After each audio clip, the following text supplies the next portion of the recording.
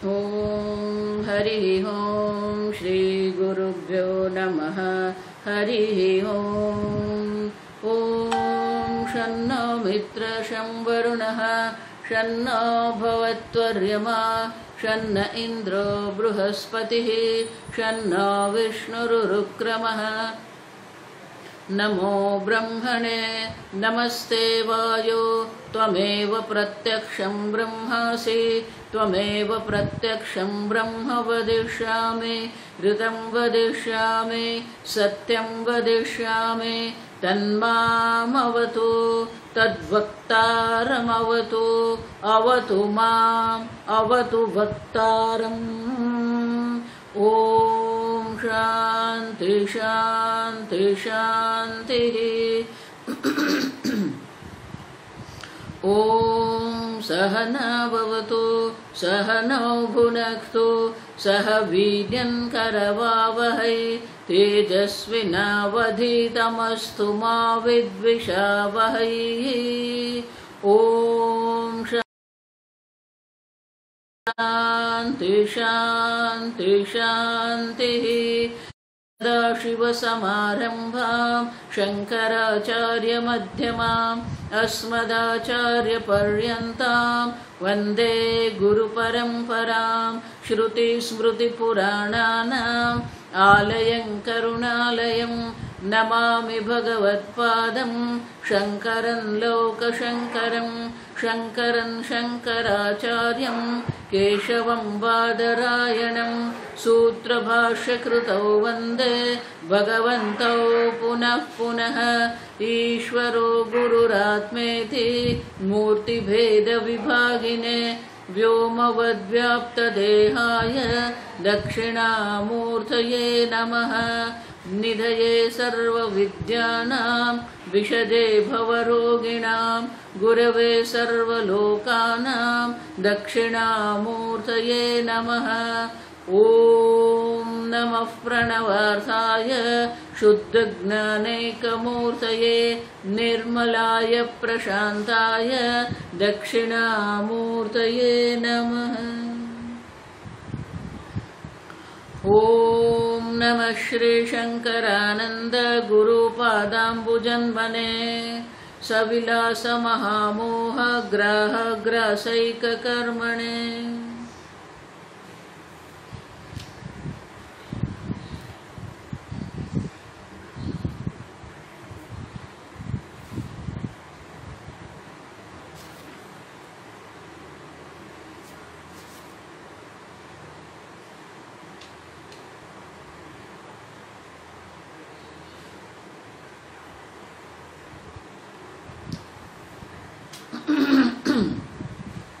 श्लोक नंबर 241। यो ब्रह्म वेद ब्रह्मैव यो ब्रह्म वेद ब्रह्मैव भवत्येव इति श्रुतिः भवत्येव इति श्रुतिः। श्रुत्वा तदेकचित्तः सन् ब्रह्मवेत्ति न चेतरत ब्रह्मवेत्ति न चेतरत। नेक्स्ट। देवत्वकामः यज्ञादौ प्रविशन्ति यथा तथा साक्षित्वेनावशेषाय स्वविनाशं च वाञ्छति।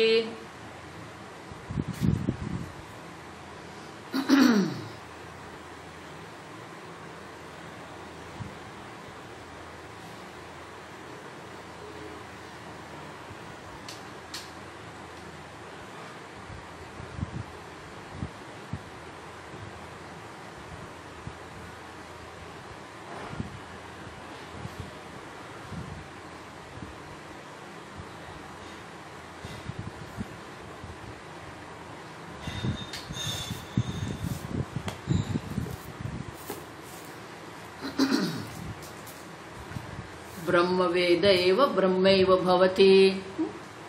जो ब्रह्म को जानता है वो स्वयं ब्रह्म है। अयमस्मीति पुरुषः,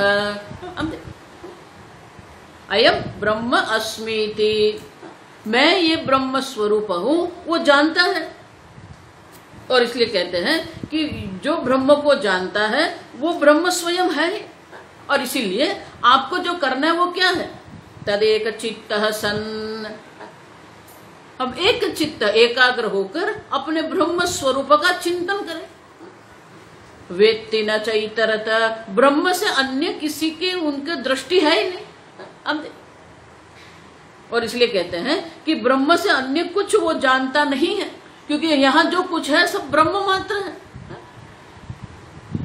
पशु पक्षी जड़ चेतन मनुष्य गंधर्व यक्ष देव सर्व ब्रह्म मात्र है।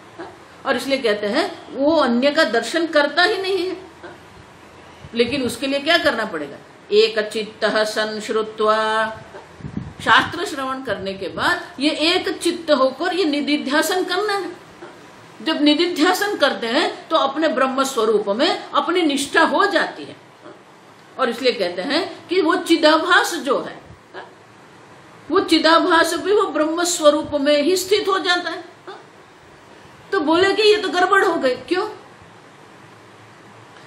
कि जब ब्रह्म ज्ञान होता है तो चिदाभास जो है, देखो ये बहुत समझने की बात है। जो चिंतन आप करेंगे वो तो बुद्धि से ही करना पड़ेगा। बुद्धि में जो चिदाभास है उसी को चिंतन है। जो ब्रह्म ज्ञान होना है वो भी बुद्धि में ही होना है। अब देखो, तो बुद्धि में जो चिदाभास जो है, वो बुद्धि में जो चिदाभास है उसी को ये ब्रह्म ज्ञान हो। अब ज्ञान होगा तो वहीं पर होगा। आप चैतन्य स्वरूप है, लेकिन आपको जो चैतन्य स्वरूप में ब्रह्म हूं, ये ज्ञान आपको कहां होगा? चिदाभास। आप देखो,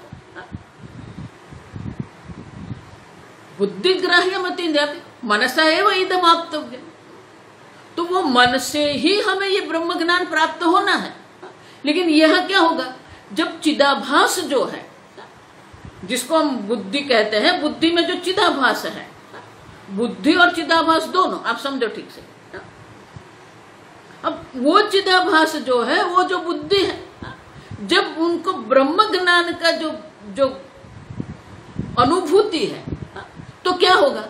बुद्धि स्वयं मिथ्या हो जाएगी, चिदाभास स्वयं मिथ्या हो जाएंगे। अब देखो, तो बोले कि अपना ही नाश वो कैसे कर सकते हैं? अपना नाश अपने आप कैसे कर सकता है वो? अब देखो, क्योंकि जब वो जानेंगे मैं पूर्ण ब्रह्म स्वरूप, आप जब जानते हो मैं पूर्ण ब्रह्म स्वरूप हूं, तो आपका जो अहंकार है, जो चिदाभास है, वो भी क्या हो जाएंगे? मिथ्या जगत में चले जाएंगे। अब देखो, तो बोले कि ये तो बुद्धि अपना ही नाश कर रही है, चिदाभास अपना ही नाश कर रहा है। तो अपना नाश कोई कैसे कर सकता है? अब देखो, तो इसलिए आगे कहते हैं देवत्व कामाः यज्ञादौ प्रविशन्ति यथा। जिस प्रकार से देवत्व कामाः, जिनको ये देव योनि की प्राप्ति करनी है, स्वर्ग में जाना है, वो देवत्व प्राप्त करना चाहते हैं, जिसको देवत्व प्राप्त करने की इच्छा है, अग्नादो प्रविशन्ति, अग्नि आदि, आदि मानी जल, गंगा जल है, यमुना नदी है, गंगा नदी है, तो अपने स्थूल शरीर को वो क्या करेंगे? कई लोग हैं वो भू समाधि भी ले लेते हैं। आप देखो, तो बोले कि उत्कृष्ट योनि की प्राप्ति के लिए, ऊर्ध्वलोक की प्राप्ति के लिए वो स्वयं अपने आप का अपना जो स्थूल शरीर है उसको क्या करेंगे?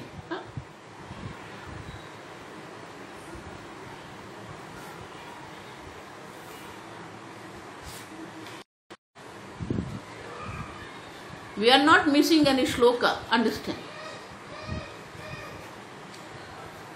232, 240 हमने देख लिया है। कोई ऐसा कह रहा है कि 230 से 240 नहीं है, हमने देख लिया वो तो ठीक है। प्रविशन्ति यथा, जिस प्रकार से जिसको ये ऊर्ध्वलोक की प्राप्ति करनी है, पुण्य लोक की प्राप्ति करनी है, वो अपने जो स्थूल शरीर है वो उसको क्या करेंगे? या तो अग्नि में प्रवेश कराएंगे।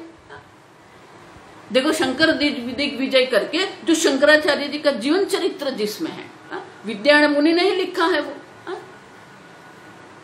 तो वहां ये है, एक कथा ऐसी आती है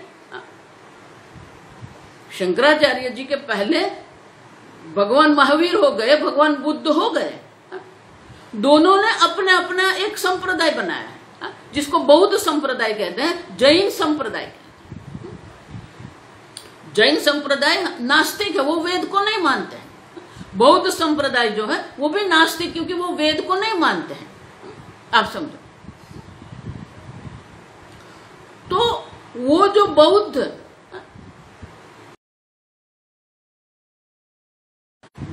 संप्रदाय जो है वो करुणा प्रधान है, जैन संप्रदाय वो अहिंसा प्रधान है। अब देखिए, तो जो बौद्ध संप्रदाय आदि शंकराचार्य जी का जन्म जब हुआ, उस काल पर बौद्ध धर्म का बहुत प्रभाव था, और इसीलिए लोग वेद जो परंपरा है, हमारी वेद की जो परंपरा है, उनका त्याग कर रहे थे। सनातन धर्म का त्याग हो रहा था। अब सुनिए, तो बहुत सारे आदि शंकराचार्य जी के पहले बहुत सारे ऐसे जो पंडित थे, जो महात्मा लोग थे, तो वो अपने सनातन धर्म के स्थापना के लिए अनेक प्रकार से प्रयत्न करते थे। अब उसमें एक थे कुमारिल भट्ट। कुमारिल भट्ट जो थे वो वेदांत में भी इतने ही कुशल थे जितने कर्मकांड में भी थे। दोनों कर्मकांड और ज्ञान कांड दोनों में वो प्रसिद्ध पंडित थे, विद्वान थे। अब जो ये बौद्ध धर्म का जो प्रचार हो रहा था, तो उन्होंने विचार किया कि बौद्ध धर्म जो है उनमें क्या है, उनका जो सिद्धांत है वो क्या है। जब तक आप उनके सत्संग नहीं करेंगे, उनके यहाँ जाएंगे नहीं, तो उनका जो मूलभूत सिद्धांत है वो हमें पता नहीं चलता, वो उनका ज्ञान हमें नहीं हो सकता है। आप समझो। तो कुमारिल भट्ट ने एक किया था कि एक जो बौद्ध मठ था और वहां जो महात्मा थे, गुरु थे, मठ के जो मठाधिपति थे, उनके शरण में वो गए, बौद्ध धर्म स्वीकार किया और 12 वर्ष वहां रहकर वो पूरा बौद्ध संप्रदाय क्या है, बौद्ध संप्रदाय की जीवन शैली क्या है, वो पूरा पढ़े, वहां पर सब अध्ययन किया। वहां पर अध्ययन करके समझ में आ गया कि वहां क्या अयोग्य है। अब समझो ठीक। फिर वो आए और पूरा पुस्तक एक तैयार कर दिया कि बौद्ध धर्म जो है, तर्क की दृष्टि से अगर हम देखते हैं या सनातन धर्म की दृष्टि से हम देखते हैं, तो वो कहां कहां अयोग्य है, वो पूरा पुस्तक बनाया। पुस्तक तो लिख दिया, लेकिन मन में एक प्रकार से, देखो मैं जो बार बार आपको कहती हूँ, इंटेलेक्चुअल ऑनेस्टी जिसको हम कहते हैं, बौद्धिक प्रामाणिकता हमारे में होनी चाहिए, तब हम वेदांत पढ़ सकते हैं। तो कुमारिल भट्ट की एक बौद्धिक प्रामाणिकता थी, तो उन्होंने सोचा कि मैं गुरु के शरण, उनको गुरु बनाया मैंने, और उनके पास मैंने शास्त्र अध्ययन, बौद्ध शास्त्र का अध्ययन किया। अब उनके विरोध में ही मैंने ये पुस्तक लिखा है, तो ये तो बहुत बड़ा पाप हो गया। गुरु से जो अपराध किया है, गुरु से छल कपट किया है, तो वो तो बहुत अयोग्य बात है। गुरु से अगर हम ऐसे छल कपट करते हैं तो प्रायश्चित करना पड़ेगा। और इसीलिए क्या किया, अज्ञादो प्रविशन्ति। अब देखो, जो चावल होते हैं ना, तो चावल की पैडी जो होती है उसमें जो ऊपर, तो उसको जब चावल के ऊपर का जो है निकाल देते हैं, भूसा कहते हैं उसको, हिंदी में मेरे ख्याल से भूसा ही कहते हैं। अब तो उन्होंने क्या किया कि प्रायश्चित कर्म करना पड़ेगा। 12 वर्ष तक हम वहां रहे, अब उनके शरण में रहे हम, तो ये अप्रामाणिकता जो ये कपट है, उनके लिए उन्होंने क्या किया, ये जो भूसा जो था ना, उसका बड़ा सा एकत्रित कर दिया और वो बीच में खड़े रह गए। आप समझो, अपने ये खंबा जो है शोल्डर तक वहां अंदर खड़े रह गए और नीचे से उसको अग्नि लगा दिया। अब वो धीरे धीरे धीरे चलेगा। तो प्रायश्चित के रूप में वो वहां अंदर प्रवेश कर दिया था। अब शंकराचार्य जी जब भाष्य लिखते थे, ब्रह्मसूत्र भाष्य भी लिखते थे, तब किसी ने कहा कि अगर आपको ये बौद्ध संप्रदाय जो है उनका सिद्धांत क्या है और उनके सिद्धांत में कहां कहां पर अयोग्य सोच है, अयोग्य विचार है, अगर आपको जानना है तो आप कुमारी भट्ट से मिल लो। शंकराचार्य जी कुमारी भट्ट को जब मिलने गए तब वो प्रायश्चित कर्म आरंभ हो गया था। तो शंकराचार्य जी ने कहा कि नहीं नहीं, आपको ये करने की आवश्यकता नहीं है। तो बोले नहीं, मैंने अप्रामाणिकता, मैंने कपट किया है तो वो कपट का प्रायश्चित मैं अवश्य करूंगा। तो बोले नहीं नहीं, आपने तो सनातन धर्म की सेवा की है और सनातन धर्म की सेवा के लिए आपने ये किया है। तो बोले कि अब मेरी कोई आवश्यकता नहीं है। तो शंकराचार्य जी ने कहा आपने ये ज्ञान प्राप्त किया है तो आपका ज्ञान जो है वो हम सबको मिलना चाहिए। तो बोले कि मेरी उनकी आवश्यकता नहीं है, मैंने वो पुस्तक लिख दिया है, आप वो पुस्तक पढ़ लेना। अगर फिर भी अगर आपको कोई संशय है तो काशी में जो है आप जाइए, वहां पर आपको मिल जाएंगे। अब तो कुमारी भट्ट ने प्रायश्चित कर्म के लिए अपने आप को अग्नि में प्रवेश करवा दिया था। अब तो देवत्व काम से भी कर सकते हैं, प्रायश्चित कर्म के लिए भी इस प्रकार से अपने आप का विनाश वो करते हैं। यहाँ जो मुख्य प्रश्न क्या है, अपने आप का विनाश करते हैं। आप देखो,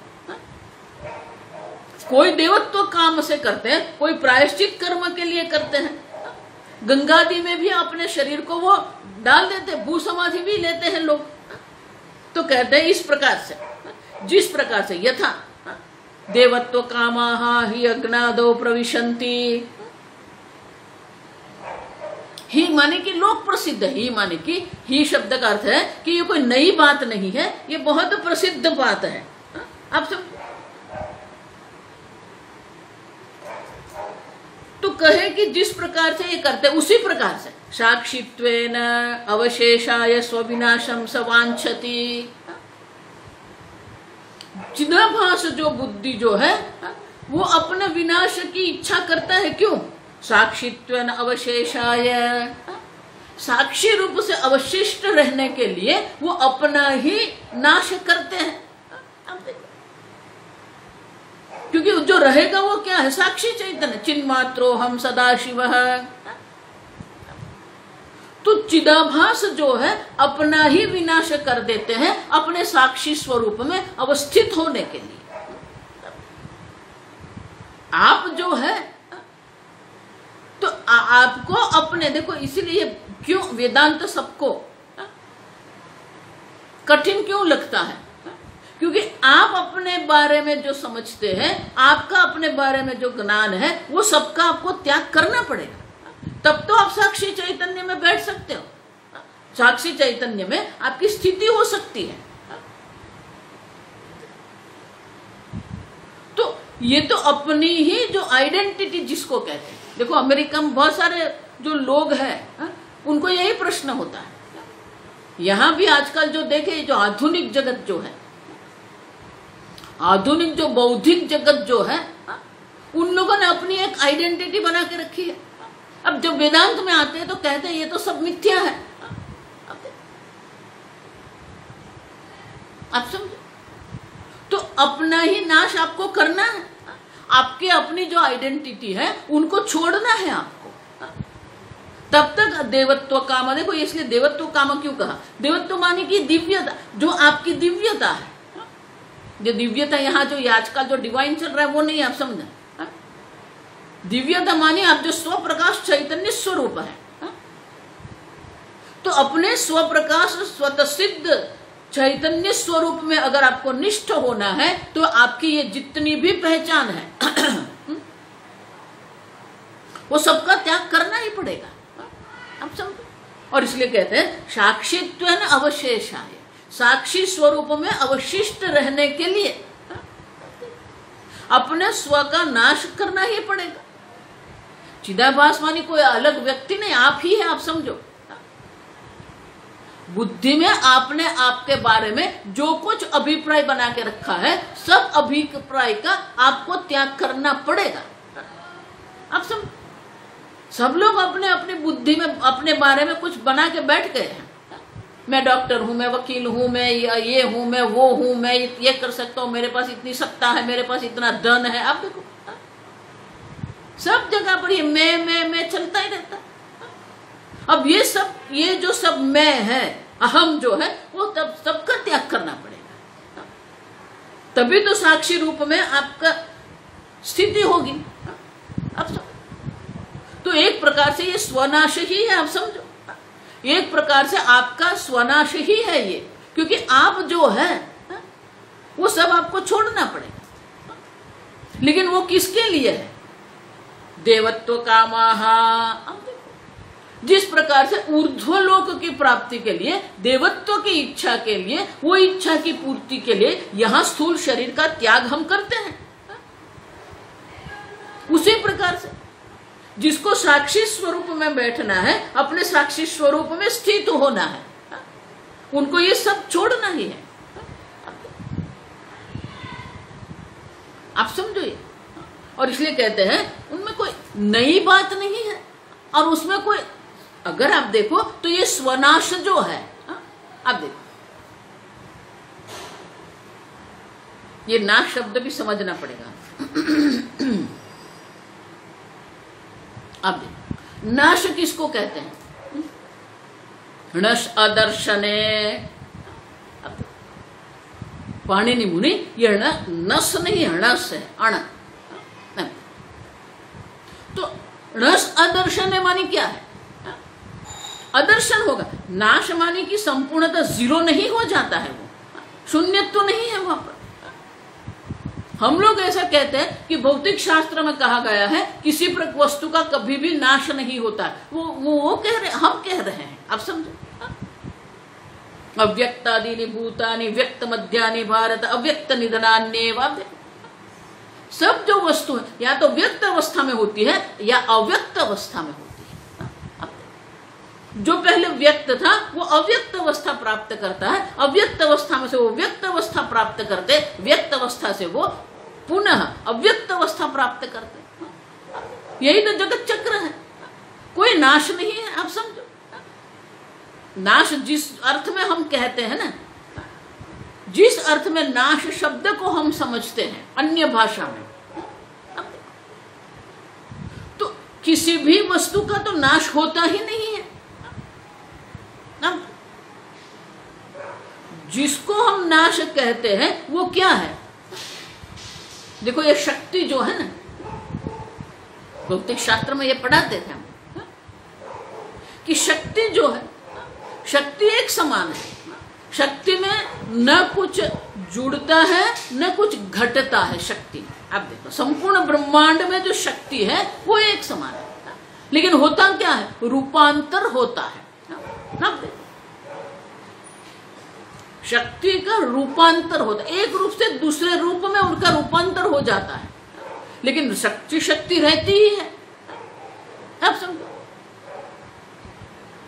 शक्ति में कोई ये नहीं होता। अब देखो सूर्य का प्रकाश है, प्रकाश से ही हमारे यहाँ ये शक्ति आती है।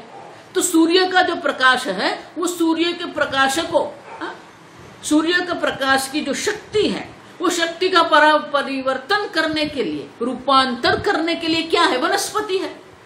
देखो ये भगवान ने जो ये पृथ्वी जो बनाई है ना, पृथ्वी का जो सर्जन है अद्भुत है। आप समझो, सूर्य से जितनी भी शक्ति हमें प्राप्त होती है वो शक्ति का रूपांतर जो है ये वनस्पति के द्वारा होता है। प्रकाश और संश्लेषण क्रिया उसको कहते हैं।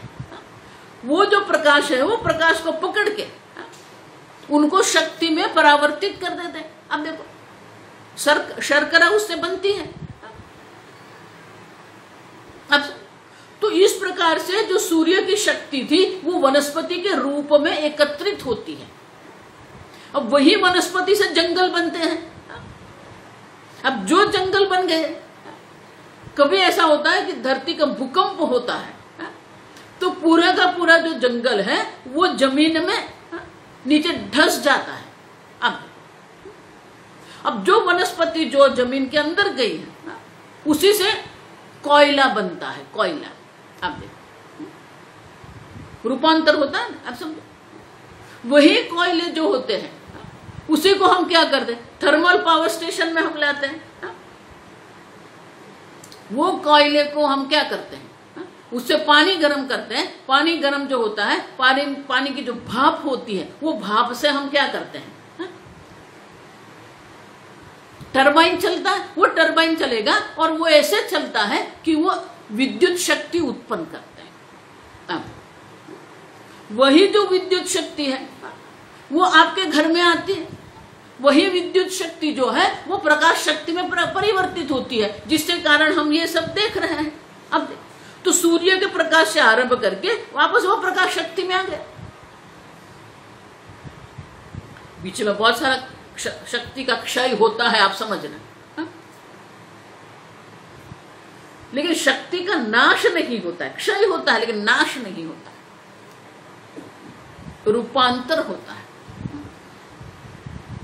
अब देखो तो नाश तो है ही नहीं।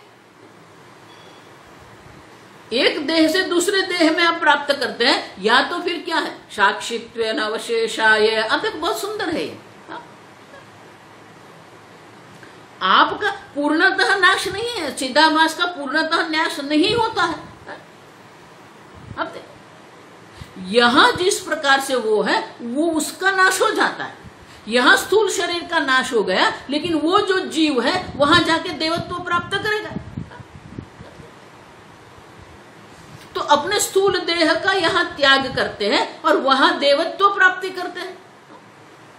उसी प्रकार से ये चिदाभास जो है, जो अहम करके बैठा है, वही चिदाभास जो है उनका नाश नहीं होता है। साक्षित्वेन अवशेषाय। अब वही चिदाभास देखो, इसलिए आगे मैंने कहा ये एनलाइटन ईगो कहते हैं उसको, ज्ञानी अहंकार है। अब वो अहंकार ने जान लिया मेरा स्वरूप तो क्या है, मैं असंग साक्षी स्वरूप हूं। तो उसमें कोई स्वनाश की बात है ही नहीं, अपने स्वरूप में वो स्थित होते हैं। तो सही में अगर आप देखते हैं तो कोई स्वनाश की बात यहां नहीं है, आप समझो। हाँ, उनका चिदाभास रूप जो है वो नष्ट हो गया, लेकिन जो चैतन्य स्वरूप है वो तो रह गया।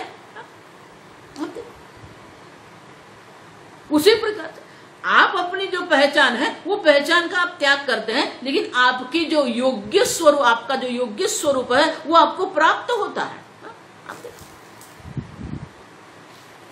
और इसलिए कहते हैं कि सही में वो जो है वो स्वविनाश नहीं है।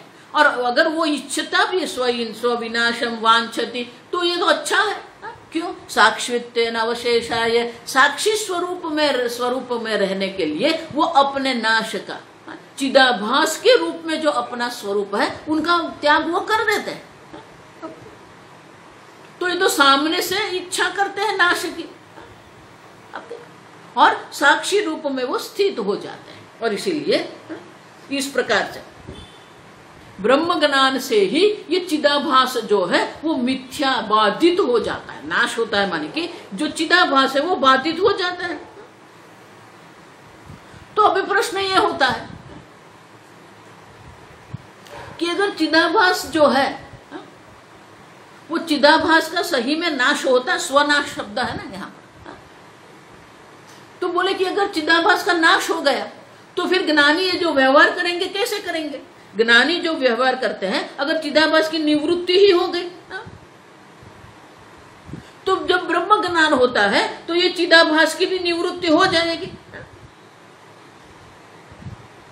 फिर तो वो ज्ञानी जो है वो ज्ञानी रहेगा कैसे? वो व्यवहार कैसे करेंगे? उनका जो प्रारब्ध कर्म है, तो बोले कि हम तो चिदाभास का नाश नहीं देख रहे हैं। तो बोले कि चिदाभास का नाश नहीं होता है, चिदाभास बाधित हो जाता है। अब देखो उनका अस्तित्व जो है वो बाधित हो जाता है। बाधित अहंकार वो रहता है।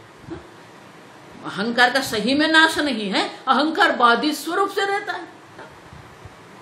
जिस प्रकार से घड़ा है, एक बार मिट्टी का ज्ञान हो गया, फिर वो जो घड़ा है वो सब कर सकता है। बाधित घड़ा है, उसमें पानी भी भर सकते हो, आप नया घड़ा भी बना सकते हो, घड़े का नाश भी हो सकता है। और इसीलिए कहते हैं कि ये अगर आप कहेंगे कि चिदाभास की निवृत्ति होती है तो क्या स्वयं में नाश हो, संपूर्ण नाश हो जाता है चिदाभास का? और अगर संपूर्ण नाश चिदाभास का हो जाता है तो फिर ये प्रवृत्ति कैसे ज्ञानी करेंगे? प्रारब्ध कर्म व्यतीत कैसे करेंगे ये ज्ञानी लोग? तो हम तो नहीं देखते चिदाभास की निवृत्ति। चिदाभास तो है, चिदाभास की निवृत्ति हमें दिखती नहीं है। अगर ऐसा प्रश्न आप करते हैं तो आगे के श्लोक में उनका उत्तर देते हैं। यावत् स्वदेह दाहं सह, यावत् स्वदेह दाहं सह, नरत्वं नैव मुञ्चति, नरत्वं नैव मुञ्चति, यावदारब्ध देहं स्यात्, यावदारब्ध देहं स्यात्, आभासत्व विमोचनम्, आभासत्वं विमोचनम्। देखो बहुत सुंदर दृष्टांत है। यावत स्वदेह दाहम, जब तक ये स्वदेह का दाह नहीं होता है, नरत्वम नैव मुञ्चति,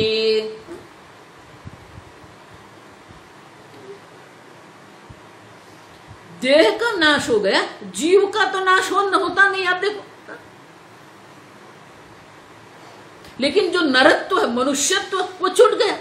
जीव तो है ना, लेकिन जीव ने जो मनुष्यत्व धारण किया था, मनुष्य देह धारण किया था, वो मनुष्य देह जो धारण किया था, मनुष्य देह का दाह हो गया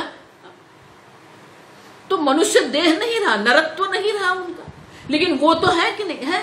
अब देखो, उत्क्रामंतम स्थितम वापि भुंजानम। अब देखो भगवान यही कहते हैं कि आत्मा तो हर एक अवस्था में है, स्थितम वापि, ये देह में हम रहते हैं तभी ये आत्मा तो है। उत्क्रामंतम, ये शरीर छोड़ के जब जाता है जीव, तब भी आत्मा तो है ही वहां पर। भुंजान, भोग कर रहा है, तभी तो वो साक्षी चैतन्य आत्मा है। उत्क्रामंतम स्थितम वापि भुंजानम व गुणान्वितम। अब देखो अनेक प्रकार के गुण भी दिखते हैं, लेकिन वो गुण के पीछे वो निर्गुण साक्षी चैतन्य है। आप समझो। तो कहते हैं कि जिस प्रकार से यावत् स्वदेह दाहम सह नरत्वम नैव मुञ्चति, जब तक ये देह का दाह नहीं होता है तब तक ये नरत्व की निवृत्ति नहीं होती है। लेकिन जब ये देह का दाह हो जाता है तो नरत्व की निवृत्ति हो जाती है। लेकिन जो जीव है तो वो तो रहेगा ना। अब देखो, पूर्णतः तो नाश नहीं हुआ, मात्र मनुष्यत्व का नाश हो गया। उसी प्रकार से यावद आरब्ध देहम स्यात्, जब तक आरब्ध कर्म, प्रारब्ध कर्म है, तब तक ये चिदाभास भी रहेगा। आप समझो, आभासत्व विमोचनम न स्यात्। जब तक प्रारब्ध कर्म है तब तक ये चिदाभास भी रहेगा। वो चिदाभास से ही सब व्यवहार भी होगा। जो कुछ भी व्यवहार हम कर रहे हैं, वो व्यवहार करने वाला जो है वो तो चिदाभास है। आप समझो। और इसलिए कहते हैं यावद आरब्ध देहम स्यात्, प्रारब्ध कर्म से प्राप्त जो स्थूल और सूक्ष्म शरीर जो है, तो प्रारब्ध कर्म से जो स्थूल सूक्ष्म शरीर हमें प्राप्त हुए, वो जब तक होते हैं यावत, तब तक चिदाभास की भी निवृत्ति नहीं होती है। चिदाभास रहेगा, लेकिन वो जो चिदाभास रहेगा वो चिदाभास कैसा है? बाधित चिदाभास है। उनकी सत्यता की निवृत्ति हो गई है, अब वो सत्य नहीं रहा। और इसलिए कहते हैं कि आप जो नाश कहते वो नाश नहीं होता है, क्योंकि प्रारब्ध कर्म के अनुरूप वो चिदाभास रहेगा। वही चिदाभास से ज्ञानी ये जगत में क्या करते? व्यवहार करते रहते हैं। आप सब। और इसलिए कहते हैं कि जिस प्रकार से जब तक ये देह है तब तक नरत्व है, नरत्व का त्याग नहीं होगा, उसी प्रकार से जब तक प्रारब्ध से प्राप्त देह है तब तक चिदाभास भी रहेगा, चिदाभास की निवृत्ति नहीं होती है। तो बोले कि ये आप गड़बड़ कर रहे हैं, क्यों? आप कहते हो चिदाभास रहेगा, अब चिदाभास रहेगा तो क्या होगा? कर्तृत्व भोक्तृत्व भी रहेगा।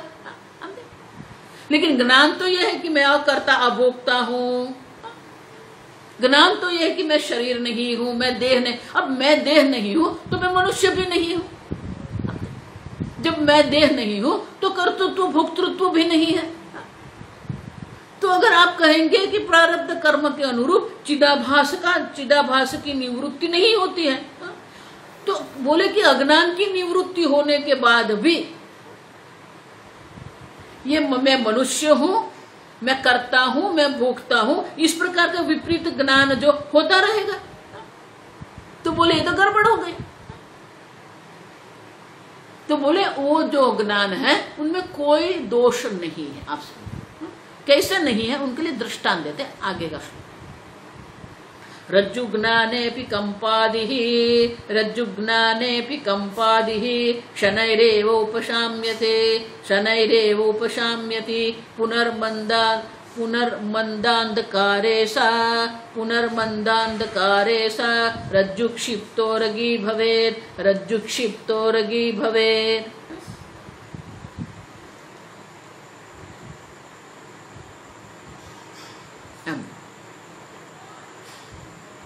बहुत सुंदर दृष्टांत। रज्जुज्ञानेऽपि कंपादिः, हम देख के गए आगे भी कि जब रज्जु ज्ञान होता है, पहले सर्प बुद्धि थी और सर्प बुद्धि के कारण शरीर में कंपन है, शरीर में पसीना छूट गया है, हृदय की धड़कन बढ़ गई है, वो वहां से भाग रहा था तो दीवार में या द्वार पर उनके मस्तक लग गया, तो क्या होगा? तो यहां घाव बनेगा, जख्म बनेगा। आप देखो, तो बोले कि जो व्यक्ति में ये सर्प बुद्धि के कारण जो जो उनके शरीर में, उनके मन में जिस प्रकार की उनकी जो असर हुई है, तो जो व्यक्ति को ये सब है, जिस उनके शरीर में ये सब लक्षण हमें दिख रहे हैं, कंपन भी है, पसीना छूट रहा है, हृदय की धड़कन बढ़ गई है, वो सब है। अब वो जो सर्प बुद्धि के कारण, जो भय के कारण जो जो लक्षण उनके शरीर में दिख रहे हैं, अब उसी व्यक्ति को जब रज्जु ज्ञान होता है, तो रज्जु ज्ञान जब उनको होता है, अरे ये तो सर्प नहीं है, ये तो रस्सी है, तो कहते रज्जु ज्ञानेपि, रज्जु ज्ञान हो जाने के बाद भी क्या होता है? कंपादिहि शनैहि उपशाम्यति, तो क्या तुरंत वो शरीर से कंपन, जैसे ही रज्जु ज्ञान हुआ, सर्प नहीं है ये ज्ञान हो गया, तो क्या तुरंत ही उनका शरीर में से कंपन निकल जाएगा, हृदय की धड़कन बिल्कुल सामान्य हो जाएगी? नहीं, शनैहि उपशाम्यति। जो जो सर्प बुद्धि के कारण उनके शरीर में, उनके मन में जो जो कुछ असर हुई है, वो धीरे धीरे जाएगी, अचानक नहीं जाएगी। शनैहि उपशाम्यति, शनैहि माने धीरे धीरे। और ये जो अगर घाव यहां लगा है तो उनके लिए 10 दिन लगेगा। उसी प्रकार से पुनः मंद अंधकारे सा रज्जु क्षिप्त उरगी भवेत्। अब देख, और फिर पुनः मंद अंधकारे, मंद अंधकार के कारण वो रस्सी में उन्हें सर्प बुद्धि होती है, सर्प दिखता है उसे। अब देख, अब जब पुनः मंद अंधकार होता है तो क्या होता है? सा रज्जु क्षिप्त उरगी भवेत्। पुनः वो जो रस्सी वहां पर है उनको उरग माने उरगी। आप देखो, ये रज्जु शब्द जो है वो स्त्रीलिंग शब्द है, इसलिए सारज्जुहु। उरग, उरग वो पुल्लिंग है और इसलिए कहते हैं उरगी भवेत। अब उरगी मानी सर्प।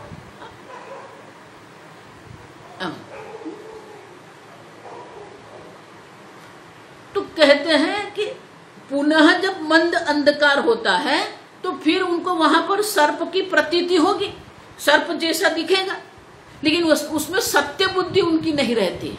अब देखो ये दृष्टांत समझो, एक बार रज्जु ज्ञान हो गया तो सर्प बुद्धि से जो जो उनके शरीर में जो कुछ असर हुई है वो तुरंत नहीं चली जाएगी, धीरे धीरे जाएगी। दूसरा, पुनः मंद अंधकार होगा तब पुनः उनके सर्प प्रतीति होगी। अब उस वक्त हम सर्प बुद्धि नहीं कहेंगे, सर्प की प्रतीति कहेंगे। क्यों? क्योंकि उनको रज्जु ज्ञान हो गया। रज्जु ज्ञान होने के बाद जब सर्प दृष्टि में उनको सर्प दिख रहा है तो वो जानता है कि वो दिखता है नहीं। पहले जब सर्प बुद्धि हुई थी तो सर्प है ऐसा मान लिया था और इसीलिए मन में भय भी था, कंपन था, सब था। अब लेकिन जब एक बार रज्जु ज्ञान हो गया फिर पुनः जब मंद अंधकार होता है तब उनको जब सर्प दिखता है तो दिखता है, सर्प है नहीं। आप देखो, इसलिए एक प्रतीति कहते हैं उसको संस्कृत में। अब देखो, तो उनको सर्प की प्रतीति वहां होगी। रज्जु जो है, रस्सी जो है वो सर्प के रूप में दिखेगी उनको, लेकिन वो उसको सत्य नहीं मानेगा। पहले उनको सत्य मान लिया था, उसके लिए उनके सब कंपन आदि उनके शरीर में हुआ था। अब पुनः मंद अंधकार में उनको सर्प दिखता है, लेकिन सर्प की वो प्रतीति माने कि सर्प में सत्य बुद्धि नहीं रही है। देखो यही बात है, आप समझो ठीक से। स्वामी जी यही कहते हैं। पूरा वेदांत क्या है? ये पूरा निधिध्यासन की जो हम चर्चा कर वो क्या है?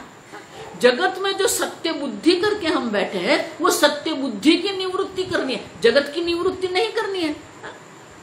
ये शरीर में अहम बुद्धि करके बैठे हैं तो शरीर से हमें अहम बुद्धि की निवृत्ति करनी है, शरीर की निवृत्ति नहीं करनी है।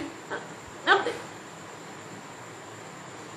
तो जगत की निवृत्ति नहीं करनी है, जगत में से सत्यता की निवृत्ति करनी है। और एक बार जगत की सत्यता की निवृत्ति हो गई फिर मिथ्या जगत में हम सब कुछ कर सकते हैं।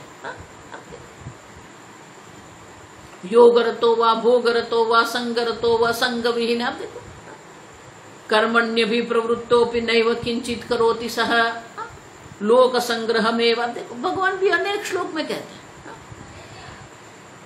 लेकिन जब वो प्रवृत्ति जब होती है उनमें सत्य बुद्धि नहीं रहती और इसलिए कहते हैं कि पुनः जब मंद अंधकार होता है तो वो सर्प उनको दिखेगा। अब देखो, रज्जुहु क्षिप्त उर्गी भवेत,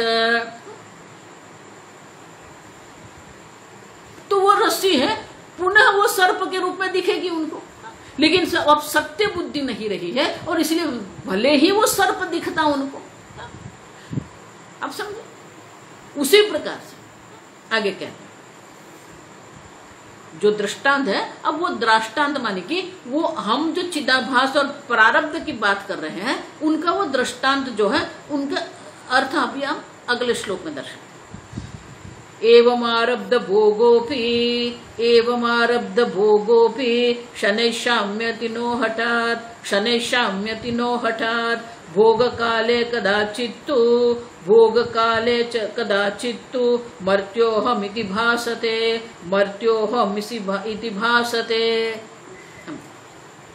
एवं उसी प्रकार से, जिस प्रकार से पहले सर्प में सत्य बुद्धि थी, फिर जब रज्जु का ज्ञान हो जाता है फिर सर्प में सत्य बुद्धि रहती नहीं है, भले वो रस्सी जो मंद अंधकार में सर्प रूप दिखती है। उसी प्रकार से एवं उसी प्रकार से आरब्ध भोगे भी दो बात हुई ना कि कंपन आदि जो है वो धीरे धीरे जाएंगे, तुरंत नहीं जाएंगे। दूसरा, पुनः मंद अंधकार में जब सर्प दिखेगा तो उनमें सत्य बुद्धि रहती नहीं है। उसी प्रकार से प्रारब्ध कर्म जो है उनके कारण प्रारब्ध भोगो भी शनैः शाम्यति न हठात्। अब प्रारब्ध भोग जो है, प्रारब्ध भोग के कारण जो जो कुछ है शनैः शाम्यति, धीरे धीरे हो जाए। अचानक सब हो जाएगा नहीं। अब सब धीरे धीरे वो सब, इसलिए पूज्य स्वामी जी हमेशा कहते self knowledge is a clarity. धीरे धीरे ये स्पष्टता आप में आएगी, आपके स्वरूप के बारे में वो स्पष्टता भी हो जाएगी। और ये कर्तृत्व भोक्तृत्व जो है, अनादिकाल सुप्त जीव, अनादिकाल से अपने आप को देह, कर्ता, भोक्ता ये सब मानने की आदत हो गई है। और इसलिए कहते हैं कि वो धीरे धीरे जाएगी। शनैः शाम्यति, जो जो प्रारब्ध कर्म के अनुरूप जो जो सुख दुख का भोग हमें प्राप्त होता है वो धीरे धीरे शांत हो जाएगा। उतना ही नहीं, भोग काले कदाचित् तु मर्त्यहमिति भासते। जब भोग प्रारब्ध भोग हो रहा है तो प्रारब्ध भोग के समय अगर तीव्र प्रारब्ध कर्म होगा तो थोड़ी क्षण के लिए भी वो क्या कहेगा, मर्त्योहमिति भासते।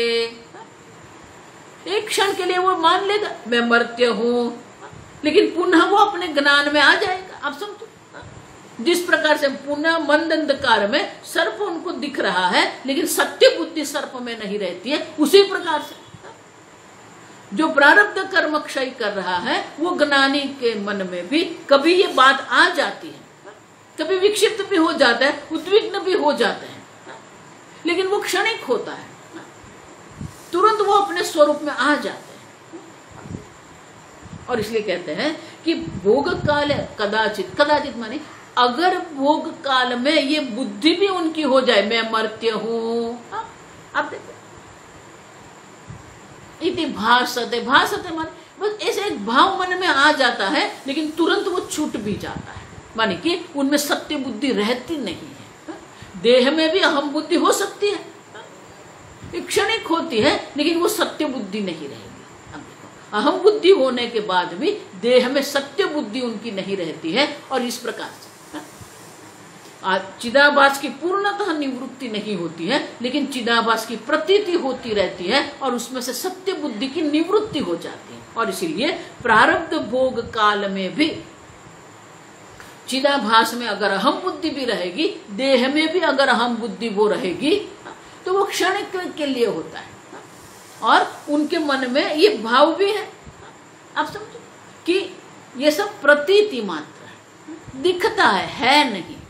देखो इसलिए मैं कहती पूरा वेदांत ये दो बात ही है, जगत दिखता है या जगत है, सूर्योदय दिखता है कि सूर्योदय है। आप देखो आकाश की नीलिमा दिखती है या आकाश की नीलिमा है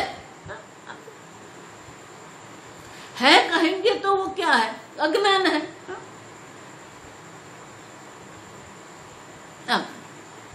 और दिखता है कहेंगे तो वो ज्ञान है, क्योंकि सही में सूर्योदय होता नहीं है। और इसलिए कहते हैं कि प्रारब्ध क्षय काल में भी थोड़ी क्षण के लिए बुद्धि हो सकती है, लेकिन पुनः वो अपने स्वरूप में आ जाते हैं। वो जानते हैं कि ये सब दिख रहा है, थोड़ी क्षण के लिए भी हो जाएगा, लेकिन वो प्रतीति है, बाधित हो गया है। ये जगत जो है, जिस प्रकार के सूर्य बाधित है, उसी प्रकार से ये जगत भी बाधित उनके लिए हो गया है। और बाधित जगत में वो व्यवहार करता रहता है, लेकिन बाधित जगत मात्र नहीं है, ये शरीर भी बाधित है। आप देखो शरीर भी मिथ्या ही है। तो बाधित शरीर से बाधित इंद्रियों के द्वारा वो बाधित जगत में व्यवहार करता रहता है, लेकिन उसमें कभी भी सत्य बुद्धि नहीं होती है। जिस प्रकार से जिसको रज्जु का ज्ञान हो गया है, उनको सर्प में कभी सत्य बुद्धि नहीं होती है, उसी प्रकार से जिसको ये ज्ञान हो गया है प्रारब्ध काल में, उनको कभी भी सत्य बुद्धि नहीं होती है। मर्त्य भाव आ सकता है, लेकिन मर्त्य भाव आने से सत्य बुद्धि हो गई ऐसा नहीं है। जन्म जन्मांतर से जो वासना लेके हम आए हैं, वो वासना के कारण एक क्षण के लिए वो मर्त्य भाव आता है, दुख का भी भाव आता है, विक्षेप का भी भाव आता है, लेकिन सत्य बुद्धि होती नहीं है, क्योंकि वो प्रतीति मात्र है। आगे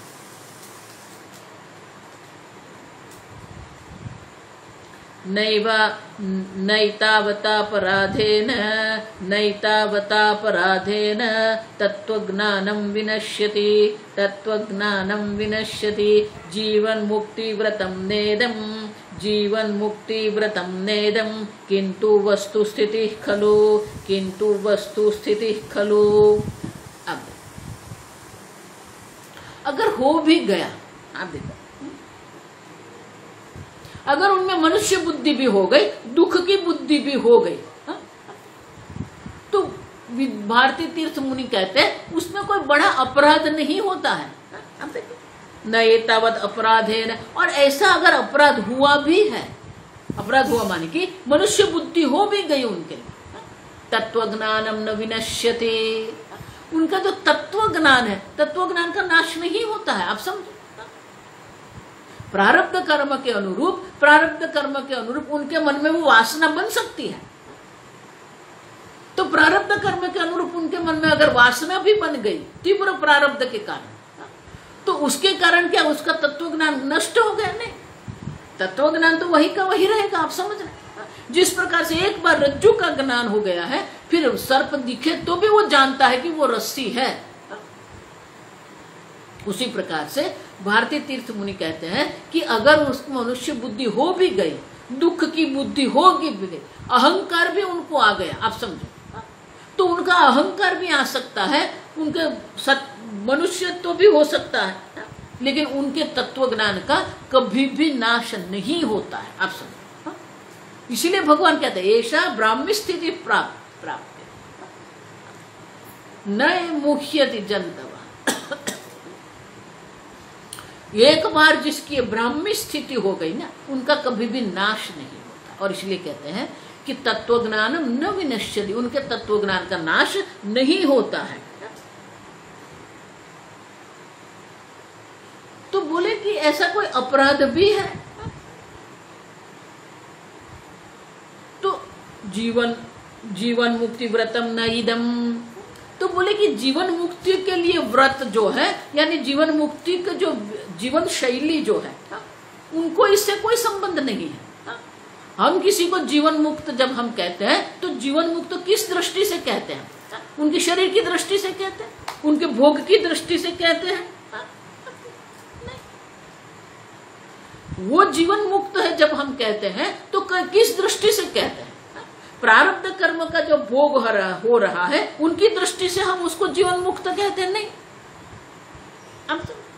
और इसलिए कहते हैं जीवन व्रतम नहीं, ये जीवन मुक्ति की बात नहीं है, किंतु वस्तु स्थिति ही खलु। सही में जो है वो क्या है? वस्तु स्थिति है। वस्तु मानी आप, जो स्वरूप है आपका, स्वरूप में आपकी स्थिति हो गई, वो जीवन मुक्ति है। आपको जो दृढ़ तत्व ज्ञान हो गया है, वो आपकी जीवन मुक्ति है। ये प्रारब्ध कर्म का क्षय हो रहा है, वो जीवन मुक्ति नहीं है। आप समझ, जीवन मुक्ति का जो आधार है वो तत्व ज्ञान है। तत्व ज्ञान के कारण वो जीवन मुक्ति है। प्रारब्ध कर्म का क्षय हो रहा है, और तीव्र प्रारब्ध कर्म के अनुरूप मन में भाव आ भी सकते हैं, काम भी होगा, क्रोध भी होगा। आप समझो, एक क्षण के लिए वो होता है, लेकिन उसके कारण उनका तत्व ज्ञान जो है, वो तत्व ज्ञान का नाश कभी भी नहीं होता है। आप समझो, नए नाम प्राप्य विमुख्य, भगवान इसलिए कहते हैं बार बार, एक बार जिसकी ब्रह्म ज्ञान में स्थिति हो गई है, वो ब्रह्म ज्ञान का कभी भी नाश नहीं होता है। भले उनका प्रारब्ध कर्म, अत्यंत प्रतिकूल प्रारब्ध कर्म भी उनको प्राप्त हो जाए, और अत्यंत प्रतिकूल प्रारब्ध कर्म के कारण वो देह में बुद्धि भी कर सकते हैं, अहम बुद्धि भी हो सकती है, काम क्रोधादि भी आ सकते हैं उनके मन में, लेकिन उनके कारण उनके ब्रह्म ज्ञान का नाश कभी नहीं होता है। और इसलिए कहते हैं कि ब्रह्म ज्ञान का नाश इसके कारण नहीं होगा। दूसरा ये है कि जीवन मुक्ति की जो हमारी व्याख्या है, वो प्रारब्ध क्षय की दृष्टि से नहीं है, तत्व ज्ञान की दृष्टि से। हमारी वस्तु में ब्रह्म में स्थिति हमारी हुई कि नहीं, उनकी दृष्टि से हम जीवन मुक्ति की बात कर रहे हैं। प्रारब्ध क्षय की दृष्टि से हम जीवन मुक्ति की बात नहीं करते हैं। आगे हम कल देखेंगे।